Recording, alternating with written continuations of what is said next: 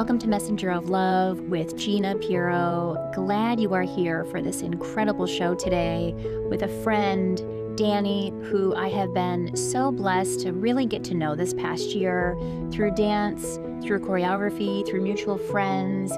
But really the key here is through well-being and how we both value well-being in the field of dance. As you know, my friends out there, dance is my passion. It was my professional career. I absolutely love it. I'm still involved. But the messages we get in dance and the messages our body gives us in dance is just a remarkable way for us to keep dancing. So Dani, welcome to the show. I'm so glad I can interview you so I can share all about you with so many other people. How did dance enter your life? Wow. Taking you back. Yeah. Well, first, thank you so much for having me, Gina. I'm so excited to be here. I started dancing when I was 3, so for a very long time now. My older sister danced, so naturally I did it too, because we all want to be like older siblings to some extent when we're young. So I danced with her for a long time, all the way up until I got into high school. And then at that point, I decided I wanted to turn into my career. Wasn't entirely sure how, so I auditioned for every school I possibly could, both for musical theater and for dance. Okay. Dance ended up being what stuck for me, and I went to a conservatory in Virginia called Shenandoah Conservatory, danced there for 4 years, and then was able to turn it into a career. Have been lucky enough to tour, to work in resident shows. It's taken me all over the world, and yeah, I'm still doing it to this day. How did you know? So there must have been a message. You know, so many viewers of the show, you know, how do I know what to follow? Or how do I know what I'm going to do after high school? You know, but something you mentioned was, you know, I just knew dance was it. And so you went and you applied to all these schools and got accepted into the one. And so, but what was the message? Like, how did you know? This is actually kind of an interesting story. I had an autoimmune system disorder when I was in high school, and it actually took me out of dance temporarily. And the fire I felt to dance again was so clear to me. Like, that was the pivotal point where I knew that that's what I wanted to do for the rest of my life. And I knew I wanted to be not just something on the side, but the predominant thing that I did and identified with. So the thing you love, not being able to do the thing you love, like it sort of took you out, where you were able to sit with actually the fire, the passion that you had. Yes. So you followed it anyways.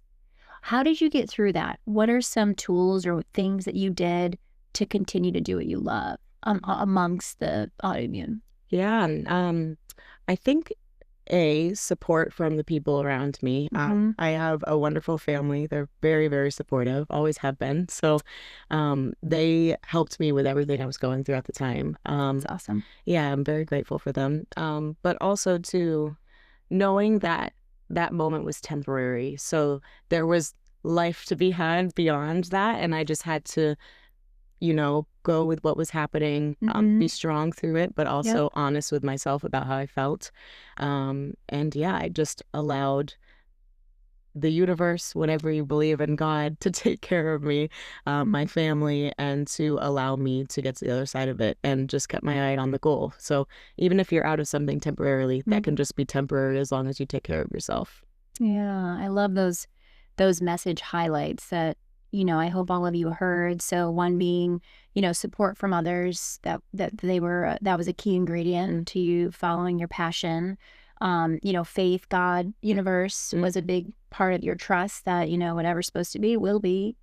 The self-care, you know, knowing that like in order for you to pursue your dreams, like this had to be taken care of and supported. There was one more. Such a great, temporary. Yes, temporary. Yes. So just this mindset that it was temporary, that whatever you're going through is, you know, it can be temporary. And most of the time it is temporary, but if we can look ahead at the bigger picture of the goal. But those are really great, messages of wisdom for all of you out there, but also just messages for yourself on how you navigated life in high school and kept, you know, going. Yeah. That's incredible. What are you focusing in on now in your life? I know you professionally dance. I know you have your own dance company, which awesome. And I've been able to meet a lot of your dancers. But what is your focus now? What do you feel like your purpose is in this dance pathway currently? Yes. So I do have my own dance company. It's called DMD, Dani Maloney Dance Company. And yes, I am so passionate about advocating for wellness within the dance community. As dancers, our body, our mind, our soul, our heart, all of it is so attached to our performance abilities. So if we're not taking care of ourselves, if we're not taking care of home, it's very hard to put out our best efforts. So within my company, within the people who train with me, and even in the Vegas community in general, I really want to advocate for wellness and just be somebody that's not afraid to talk about it, and also providing opportunities for dancers to be able to take care of themselves actively. Yeah.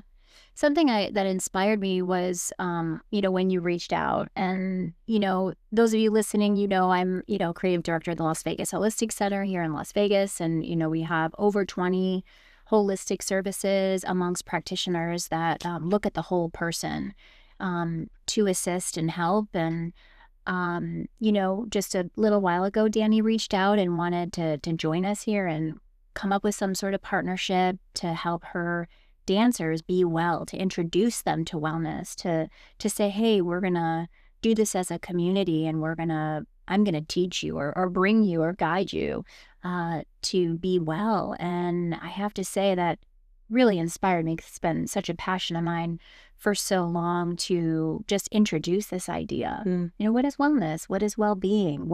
How do we take care of our mind as dancers? How do we take care of our spirit or our physical body, and why? And I think for me, I learned it the hard way. I think through injuries and through stubbornness, I kind of was like, oh, and now I have to take care of myself. But what a gift that you're caring for your dancers and you're introducing this to them now, so they can have the awareness to, keep their passion growing. Absolutely. Yeah. What are some ways that you take care of yourself now? Yeah, I use different methods. So I am a bit of a busybody. I love to be active all the time. So sometimes it's really scheduling time where I just do nothing. Yeah. I'm actually like with myself, sitting with myself, seeing how I feel. Maybe I need a day where I'm really resting and I stay in bed for a little bit. I have to actually schedule that for myself. Otherwise, I will fill up my day from 8 a.m. till 10 o'clock at night or beyond. So that is definitely one. But also, I love the services here. Specifically for me, I have some... I swell a lot. It's a very interesting thing that I always had.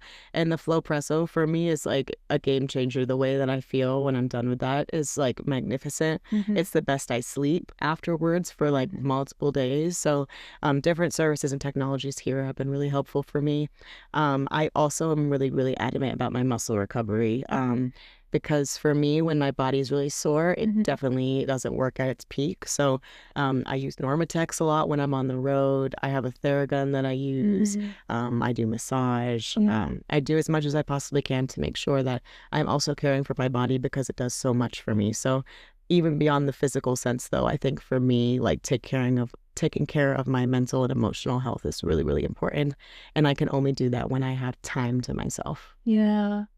Yeah, what a great remembrance to take time for self, or find what works for you. Even, I like to be productive, and I will fill my time like you, and I just am highly creative, and I love to produce things. But yeah, if I don't take time to be still or just take time, then I will hit overwhelm and burnout. And quite frankly, I'm over that. Like, I did that a long time ago, and there's no need. Like, we have access to so much awareness, and we have so many technologies now, and so many people who are able to help so quickly that there's really no excuse at this point as to why we can't take care of ourselves.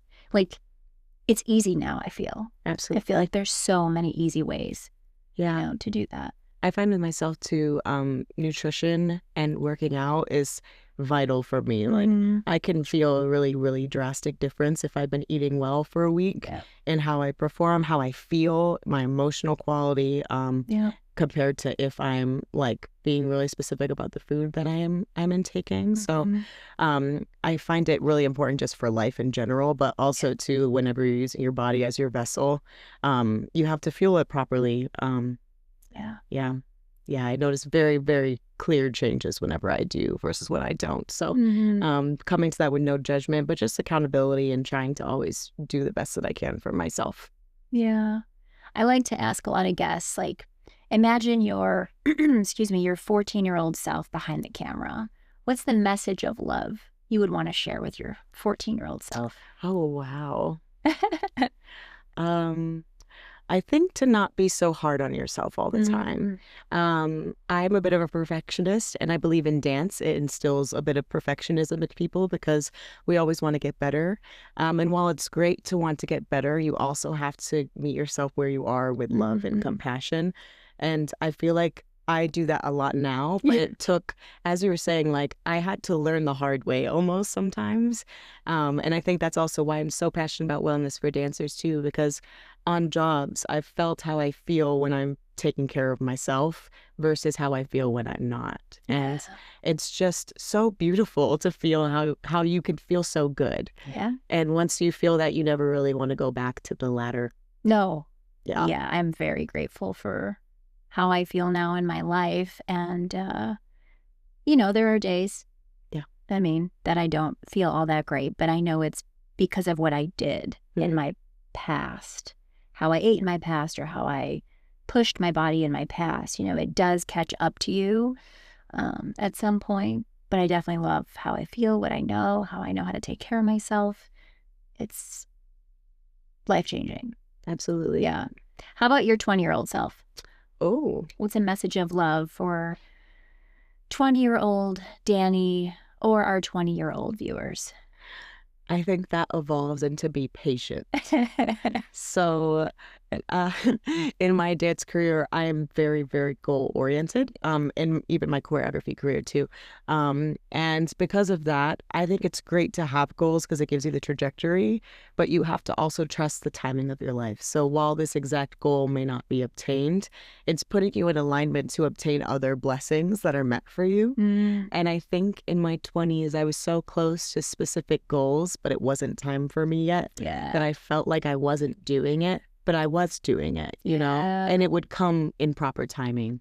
So I think it's easy to get down on yourself when you're not doing exactly what you think you should be at the time. But maybe your goal is to put you on the right trajectory, that right alignment. And then from there, what's coming to you is actually what's right for you in that moment. We're going to highlight that one, Corey.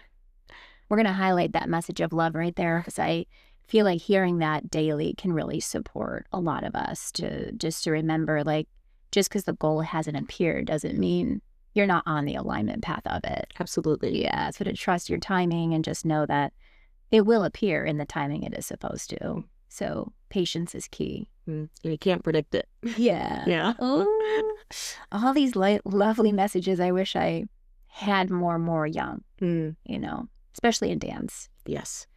Something I learned about Dani that I was surprised by was Dani didn't grow up in the convention competition arena, and I know I grew up that way. A lot of my dance clients, I'm still part of an amazing company called Adrenaline Revive convention competition, and as we were talking one day, I found it interesting with meeting someone who is so dedicated to dance and well-being and education, having not experienced that realm. And something we talked about was there was less comparison happening for you because you weren't in this arena. And I want to touch on that because I know a lot of our viewers will most likely, they like to ask, you know, how do you not compare, you know, blah, blah, blah. So can you speak to that? Yeah, absolutely. I love this question. I feel like dance for me was always a term for sharing. So Mm-hmm. I felt like I was either sharing with the people I was dancing with or with the audience. I never felt like I had to win or lose anything, if that makes sense. And while I think competition is nice in some circuits, it encourages people to work hard, I think it's really important to always be aware of how you're viewing yourself and dance. If it's that it's in comparison to others, is that necessarily healthy? Mm-hmm.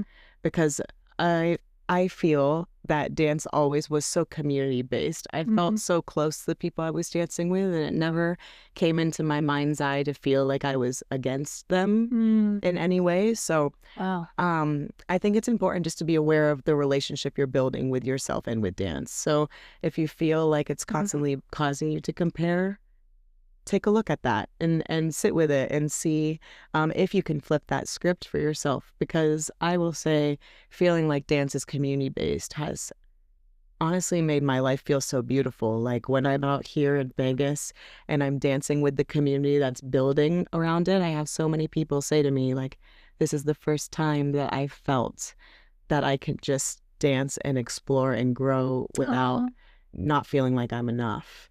And dance should always make you feel like you're enough, because even if you're trying to work towards something, you're surrounded by this community of people supporting you and you're growing. Yeah. Yeah. So I don't think like one is bad, but I think it's important to know what relationship you're building within yourself with dance. And if one community is causing you to feel like you're comparing yourself, sit with yourself and see how you can flip that script. Yeah. And yeah, thank you so much. I mean, you have really done such a great job at building community. I've seen your dancers. I've spoken to them. Some of them were a client of mine in previous, years. But I feel the community that you've built, and it's so inspiring. And I love the encouragement that you've given our show today, which is to, if you are finding yourself in that comparison mode, just to take a moment and reflect and ask yourself, like, what's creating it? And then change it. Absolutely. Yeah.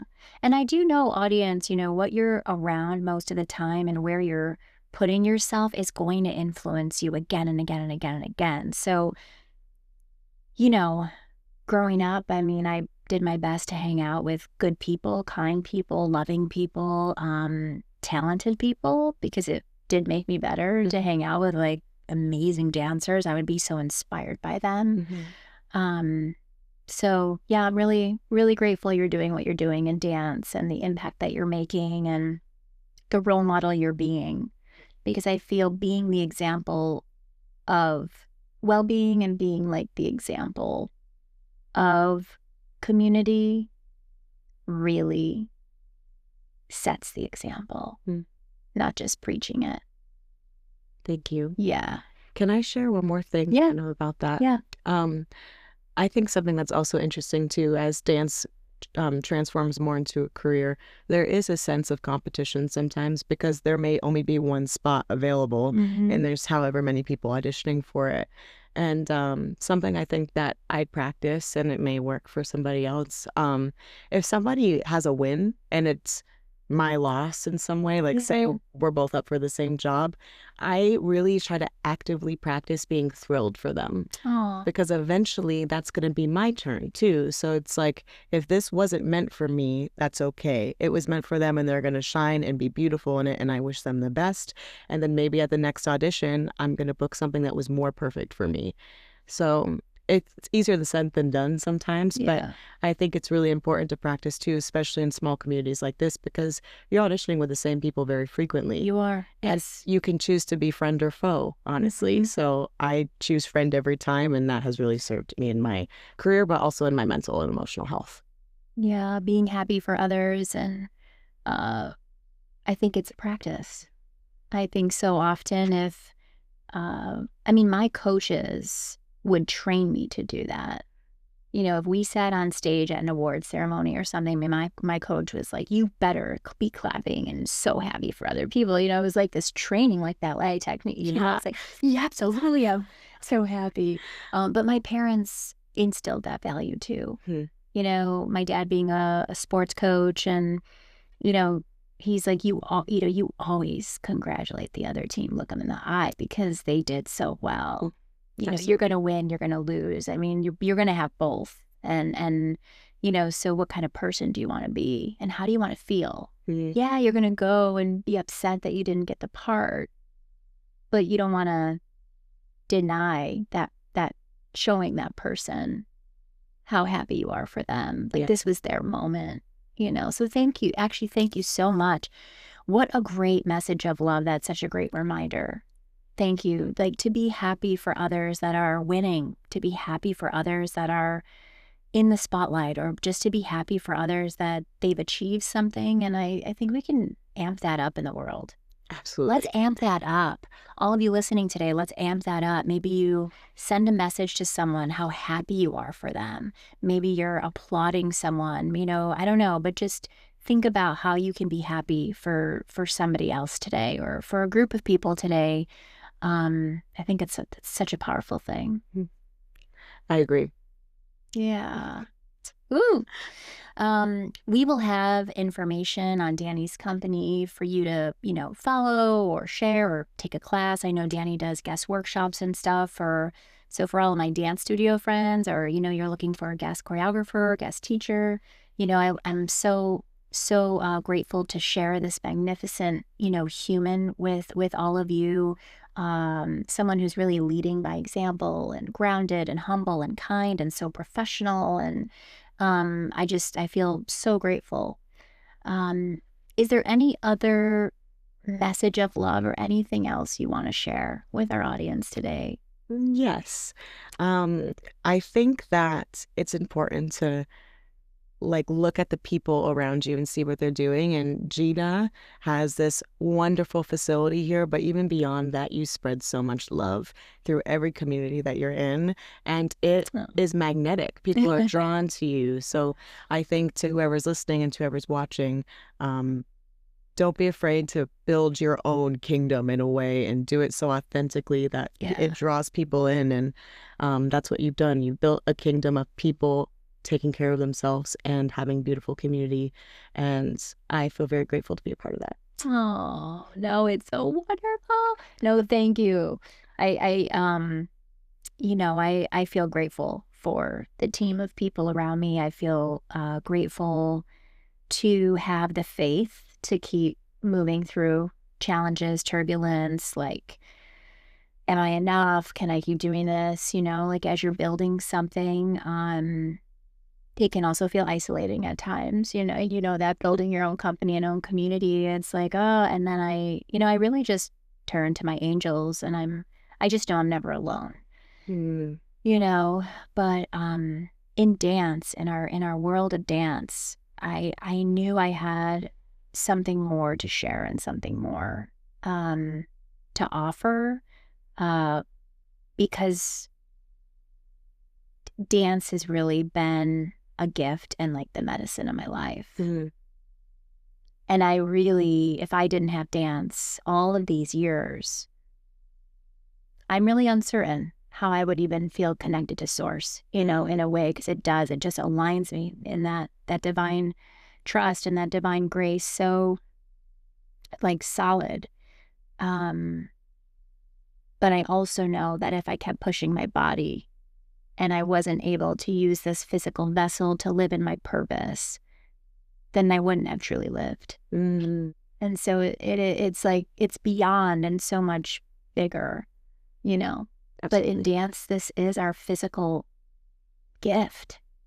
And so we must take care of it so we can continue to live in purpose, and we can continue to create impact, the way we move, the way we walk, the way we turn, the way we sit, the way we stand. I mean, we are sharing such beautiful messages each time we're dancing.